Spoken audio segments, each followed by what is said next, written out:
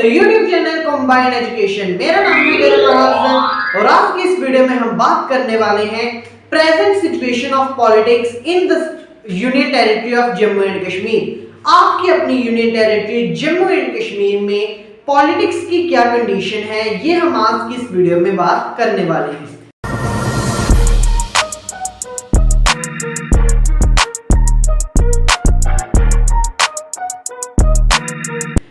Basically देखा जाए तो पॉलिटिक्स का हिंदी अनुवाद करें हम तो मतलब आता है राजनीति। इस समय जम्मू कश्मीर में जिस तरह की राजनीति चल रही है वो बड़ी अनएक्सपेक्टेड है। शाबाश बेटा, अनएक्सपेक्टेड, क्योंकि किसी ने नहीं सोचा था कि जम्मू एंड कश्मीर स्टेट से यूटी बन जाएगी। जम्मू एंड कश्मीर स्टेट से यूटी बन जाएगी। अभी तक बड़े सारे इंसिडेंट्स हुए इंडियन पॉलिटिक्स में जहां यूटी से स्टेट बनी, लेकिन स्टेट से यूटी बनने वाली जम्मू एंड कश्मीर पहला ऐसा राज्य बना था जब 2019 में Jammu and Kashmir reorganisation bill को मंजूरी मिली थी पार्लियामेंट से और बाद में प्रेसिडेंट से। तो जम्मू एंड कश्मीर की अगर पॉलिटिक्स की बात करें तो उन्होंने बोला कि अनएक्सपेक्टेड है। अगर आज के समय में हम बात करें कि जम्मू एंड कश्मीर का हेड कौन है, पॉलिटिकली हेड कौन है जम्मू एंड कश्मीर का, तो वो आता है गवर्नर, राज्यपाल। आज अच्छा इस समय में हमारे जम्मू एंड कश्मीर के गवर्नर हैं श्री मनोज सिन्हा जी, मनोज सिन्हा।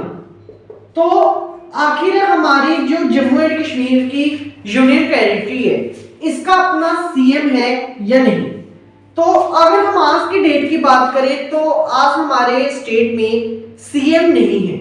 आज की जो डेट है, जिस समय आप वीडियो देख रहे हो, तो जम्मू एंड कश्मीर में सीएम नहीं है। लेकिन आर्टिकल 370 पे जो सुप्रीम कोर्ट की स्टेटमेंट आई है कोई 1-1.5 महीना पहले, इसमें एक बात क्लियर कर दी है सुप्रीम कोर्ट ने कि 30 सितंबर 2024 से पहले जम्मू एंड कश्मीर में इलेक्शन होंगे जिससे सीएम हमारा डिसाइड होगा। यानी इस साल 30 सितंबर से पहले हमारे लेजिस्लेटिव असेंबली के इलेक्शन हो जाएंगे। इसी वीडियो में हम बात करेंगे कि जब 30 सितंबर से पहले लेजिस्लेटिव असेंबली के इलेक्शन होंगे तो सीएम किस तरह से चुना जाएगा जम्मू एंड कश्मीर में। आखिर हालांकि देखा जाए तो सीएम जहां भी चुना जाएगा सेम तरीका फॉलो होगा, लेकिन जम्मू एंड कश्मीर की लेजिस्लेटिव असेंबली की सीट्स के अकॉर्डिंगली हम समझने की कोशिश करेंगे कि सीएम किस तरह से इलेक्ट किया जाएगा। तो आज हमने ये देख लिया कि आज जो हमारा स्टेट में पॉलिटिकल हेड है वो है गवर्नर, राज्यपाल, जिनका नाम है श्री मनोज सिन्हा जी। अब इसका थोड़ा हिस्टोरिकल बैकग्राउंड देखते हैं कि आखिर क्यों जम्मू एंड कश्मीर में गवर्नर राज है, सीएम राज क्यों नहीं है। एक महान व्यक्ति ने कहा है कि किसी भी चीज के प्रेजेंट को समझने के लिए उस चीज के पास्ट को समझना बहुत जरूरी है।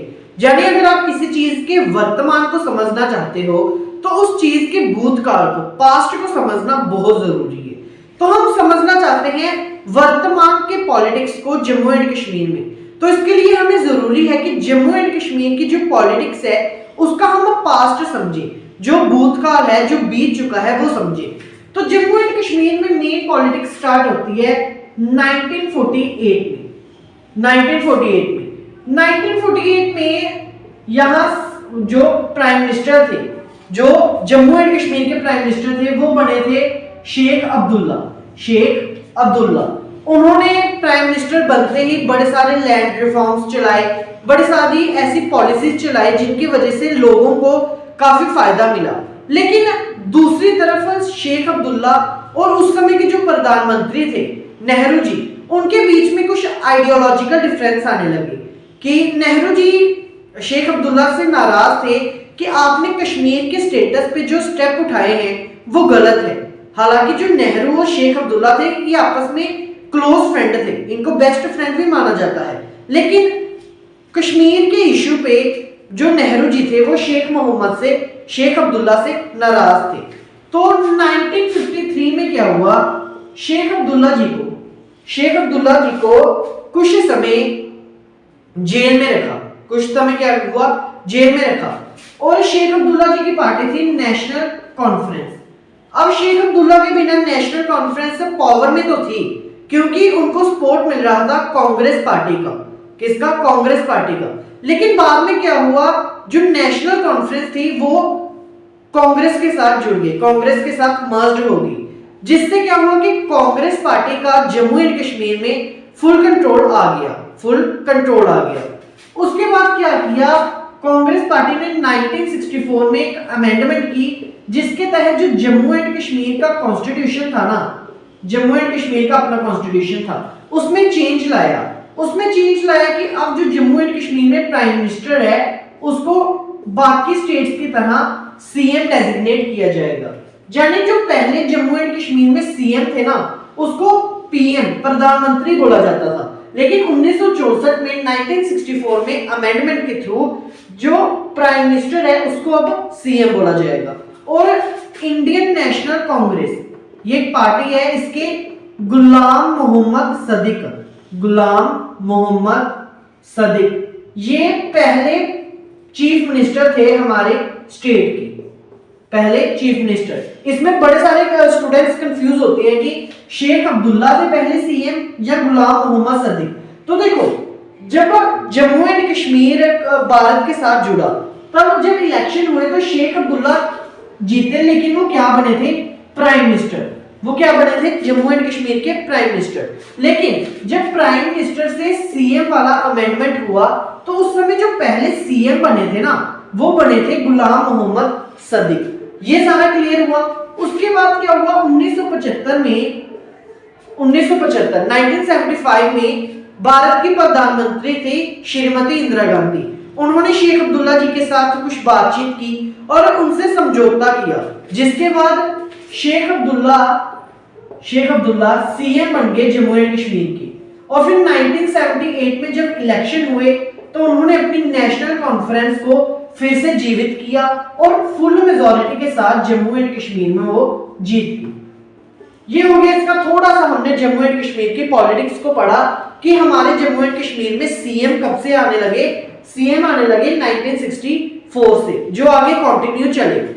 उसके बाद क्या हुआ, 2004 में पहली बार जम्मू एंड कश्मीर में कोलिजन गवर्नमेंट बनी। क्या बनी जम्मू एंड कश्मीर में पहली बार? Coalition government. अब कोलिजन गवर्नमेंट कौन सी होती है भाई? कोलिजन गवर्नमेंट को हिंदी में हम बोलते हैं संयुक्त गवर्नमेंट, संयुक्त सरकार। इसका मतलब क्या समझते हो? जब भी कोई इलेक्शन होते हैं ना, तो अगर आपको फुल मेजॉरिटी में आना है, आपको 51% सीट्स जीतनी पड़ती है। मान लो आपके 100 सीट्स है टोटल, तो आपको 51 लेनी पड़ेगी, तभी आप फुल मेजॉरिटी में आओगे। लेकिन अगर ऐसा हुआ कि 100 है और ब्रेक होगी 40 30, फिर इन दो पार्टीज, ये दो पार्टीज मिलकर सरकार बनाएंगी या ये दो पार्टीज मिलकर सरकार बनाएंगी। इस तरह से सिस्टम चलता है। मान लो 40 और 30 वाला कंबाइन हो गए, तो इनके टोटल हो गए 70 और ये रह गया बेचारा 30 पे। अगर 30 और 30 वाला कंबाइन हो गया तो इनके बन गए 60 और ये रह गया बेचारा 40 पे। तो इस तरह से होता है कोलिजन गवर्नमेंट का कॉन्सेप्ट। तो कोलिजन गवर्नमेंट का कॉन्सेप्ट आया 2004 में, जब किसी भी पॉलिटिकल पार्टी को क्लियर मेजॉरिटी नहीं मिली। फिर क्या हुआ कि जो पीडीपी थी ना, पीपल डेमोक्रेटिक पार्टी, उसको सपोर्ट मिला और उसी के लीडर जो थे वो सीएम बने। सेम हुआ 2014 में भी कोलिजन गवर्नमेंट बनी महबूबा मुफ्ती के अंडर, क्योंकि उन्हें सपोर्ट किनकी मिल गई थी? बीजेपी की, भारतीय जनता पार्टी की। लेकिन अब चेंज आया 2019 में। 2019 में एक चेंज आया जम्मू एंड कश्मीर में। वो क्या चेंज था, इसके बारे में हम बात करेंगे। तो जो चेंज की हम बात कर रहे हैं 2019 में जो आया, वो क्या था कि Jammu and Kashmir reorganisation act, Jammu and Kashmir reorganisation act हुआ था 2019 में, जिसके तहत जो जम्मू एंड कश्मीर स्टेट थी ना, उसको 2 यूनियन टेरिटरीज में डिवाइड कर दिया था। 2 यूनियन टेरिटरीज कौन सी थी? Union territory of Jammu and Kashmir और दूसरी थी यूनियन टेरिटरी ऑफ लद्दाख। यानी अब जम्मू एंड कश्मीर क्या है, स्टेट नहीं है, बल्कि अब Jammu and Kashmir union territory है। अब यूनियन टेरिटरी वर्ड हम सुन रहे हैं कि Jammu and Kashmir union territory है, Jammu and Kashmir union territory है, लद्दाख यूनियन टेरिटरी है। लेकिन ये यूनियन टेरिटरी का मतलब क्या है? यूनियन टेरिटरी का मतलब है यहाँ पे जो स्टेट का हेड होगा ना, स्टेट का जो हेड होगा वो होगा आपका गवर्नर, और गवर्नर को कौन अपॉइंट करता है? गवर्नर को अपॉइंट करते हैं हमारे प्रेसिडेंट। इस समय के हमारे जम्मू एंड कश्मीर के गवर्नर हैं श्री मनोज सिन्हा जी, और भारत के प्रेसिडेंट कौन है? आप मेरे को कमेंट बॉक्स में जल्दी से बताइएगा कि इस समय भारत के प्रेसिडेंट कौन है। तो स्टेट में जो गवर्नर है वो कौन अपॉइंट करता है? प्रेसिडेंट। और एक और बात याद रखिए, जो गवर्नर है ना, वो कॉन्स्टिट्यूशन में मेंशन किया गया है कि गवर्नर अपनी स्टेट का नहीं होगा। जैसे इस समय जो श्री मनोज सिन्हा जी हैं वो हमारे जम्मू एंड कश्मीर स्टेट के नहीं है। आप किसी भी स्टेट में देखो, जो भी गवर्नर होगा ना वो उस स्टेट का नहीं होगा, उस स्टेट का नहीं होगा। ये कॉन्स्टिट्यूशन में मेंशन किया गया है। तो अब 2019 में Jammu and Kashmir reorganisation act बना, जिसके तहत जम्मू एंड कश्मीर में आर्टिकल 239 लगाया गया। आर्टिकल 239 लगाया गया। अब आर्टिकल 239 क्या था? आर्टिकल 239 क्या था? देखो, आर्टिकल 239 के तहत जम्मू एंड कश्मीर बन गई UT, Jammu and Kashmir UT बन गई, और जम्मू एंड कश्मीर में अब होगा प्रेसिडेंट रूल। प्रेसिडेंट रूल यानी प्रेसिडेंट अपना गवर्नर को भेज देगा, और वो गवर्नर सारी जो इंसिडेंट्स हो रही हैं यूटी में उसको प्रेसिडेंट तक रिपोर्ट करेगा। क्लियर कि जम्मू एंड कश्मीर में अब क्या होगा? प्रेसिडेंट रूल होगा, गवर्नर आएगा। लेकिन एक और बात यहाँ ध्यान रखने योग्य है कि आर्टिकल 239 तो हमारे जम्मू एंड कश्मीर में एप्लीकेबल हुआ ही हुआ। जम्मू एंड कश्मीर में आर्टिकल 239 लगा, लेकिन आर्टिकल 239 क्लॉज ए भी लगाया गया। अब आर्टिकल 239 क्लॉज ए क्या था? आर्टिकल 239 क्लॉज ए के तहत जम्मू एंड कश्मीर रहेगा UT, Jammu and Kashmir UT ही रहेगा, स्टेट नहीं बनेगा वो। लेकिन जम्मू एंड कश्मीर की अपनी लेजिस्लेटिव असेंबली होगी, जम्मू एंड कश्मीर की अपनी विधानसभा होगी, जम्मू एंड कश्मीर में अपना सीएम होगा। लेकिन 2019 से अगर हम आज की बात करें तो सीएम इलेक्ट नहीं हुआ है, इलेक्शन नहीं करवाई गई है।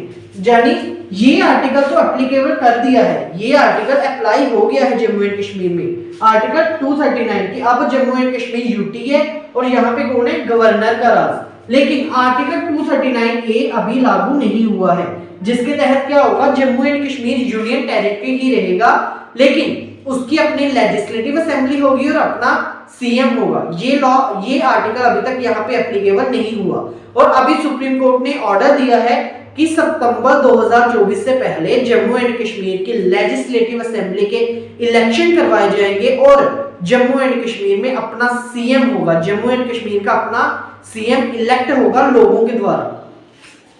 तो ये तो बात हुई जम्मू एंड कश्मीर में कि क्या सिस्टम चल रहा है इस समय पॉलिटिक्स का। अब बात करेंगे कि सितंबर 2024 से पहले जो जम्मू एंड कश्मीर में इलेक्शन होंगे, लेजिस्लेटिव असेंबली के इलेक्शन होंगे, उसमें जो सीएम है वो किस तरह से इलेक्ट होके आएगा, और आखिर Jammu and Kashmir legislative assembly की सीट्स कितनी हैं।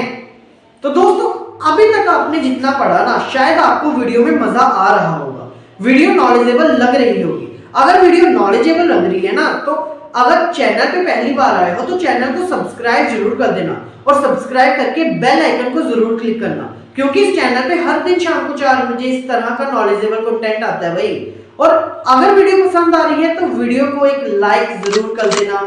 तो अब हम बात करेंगे कि सीएम किस तरह से इलेक्ट होगा हमारे जम्मू एंड कश्मीर में। दोस्तों, अगर हम बात करें सीएम की कि किस तरह से इलेक्ट होगा, लेकिन इससे पहले एक बात समझना बहुत जरूरी है कि जो आर्टिकल 2239 क्लॉज ए है ना, जिसके तहत जो भी यूटी है उसकी अपनी लेजिस्लेटिव असेंबली होगी।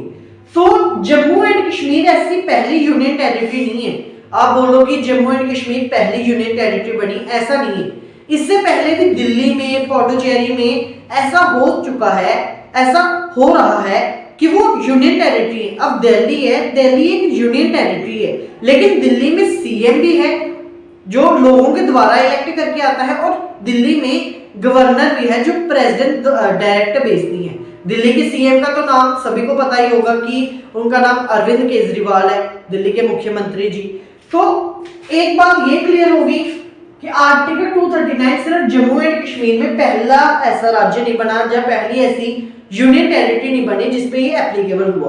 और दूसरी बात का ध्यान रखने योग्य ये है कि लद्दाख में ये जो आर्टिकल है ना, आर्टिकल 239 क्लॉज है, लद्दाख यूनियन टेरिटरी में ये लागू नहीं होगा।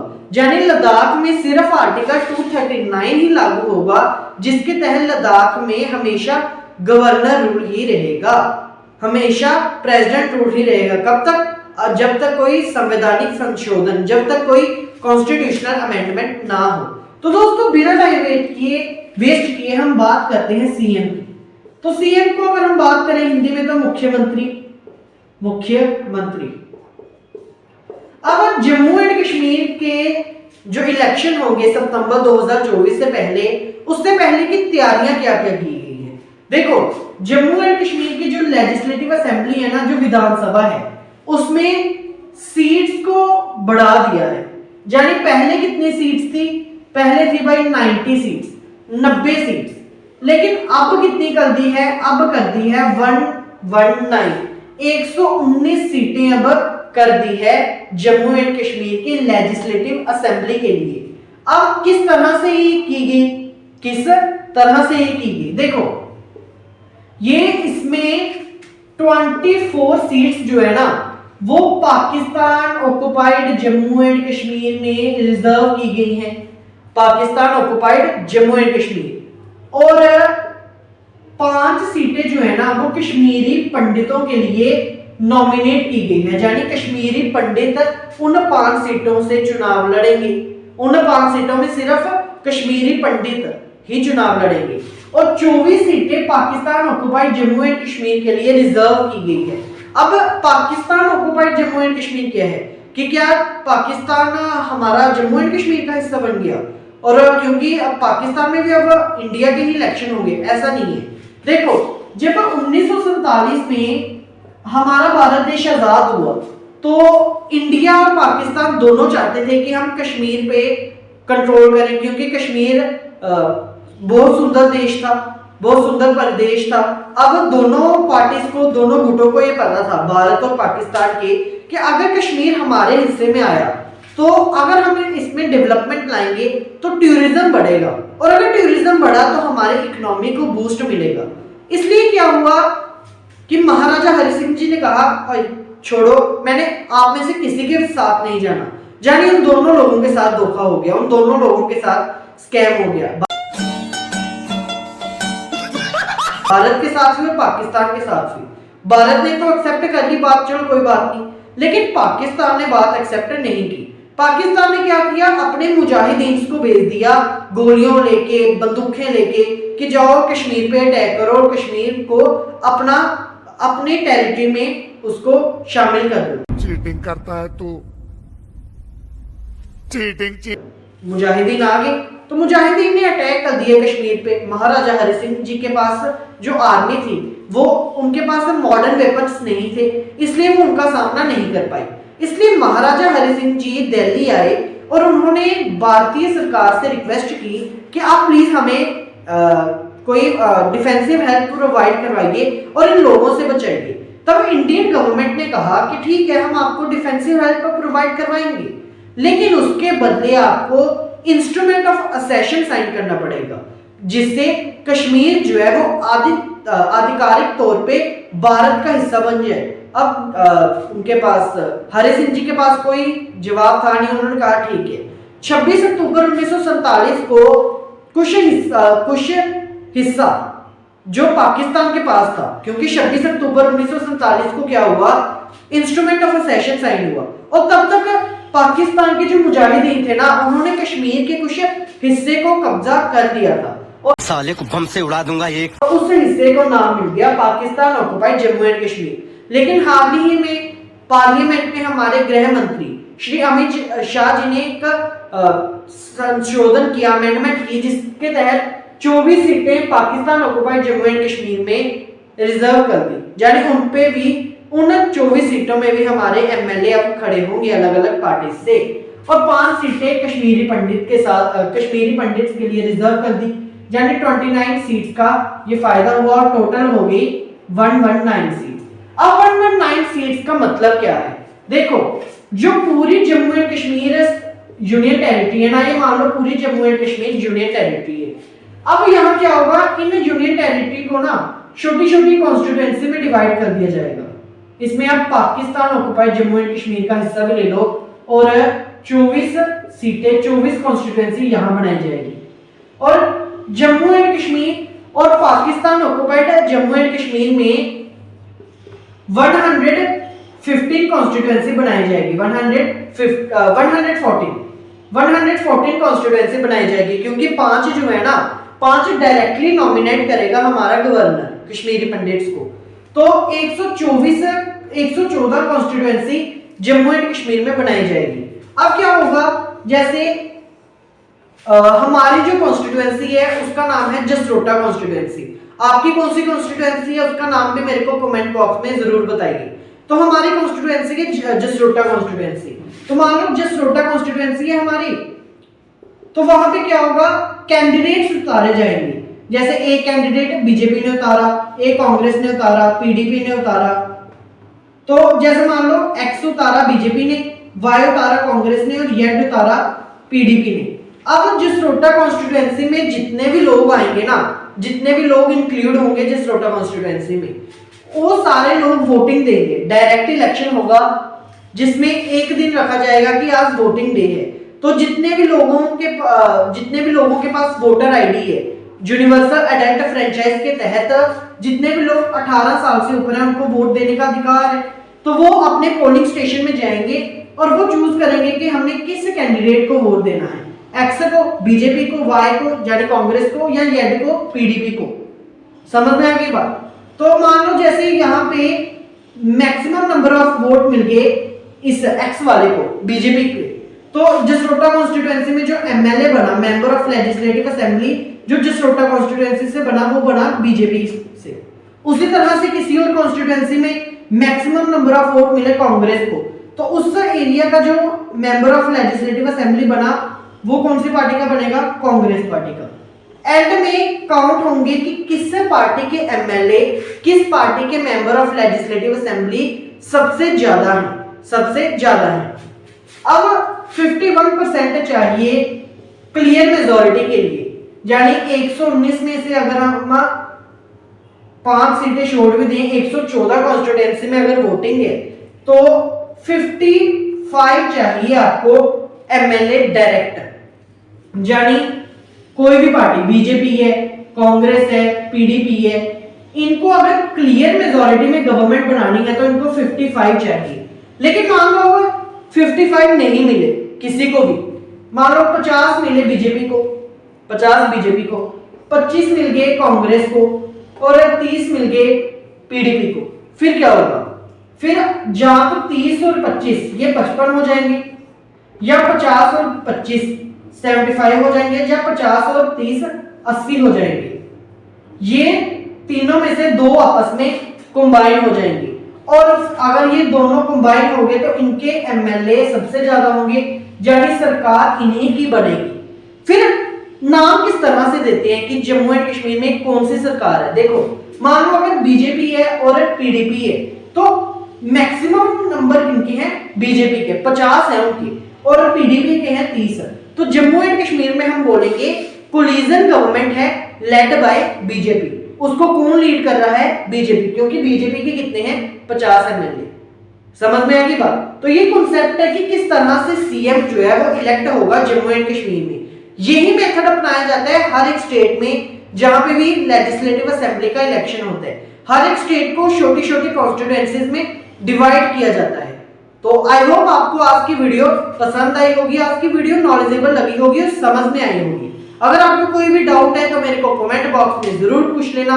फिर से मुलाकात होगी आपसे नेक्स्ट वीडियो में। आज के लिए थैंक यू वेरी मच।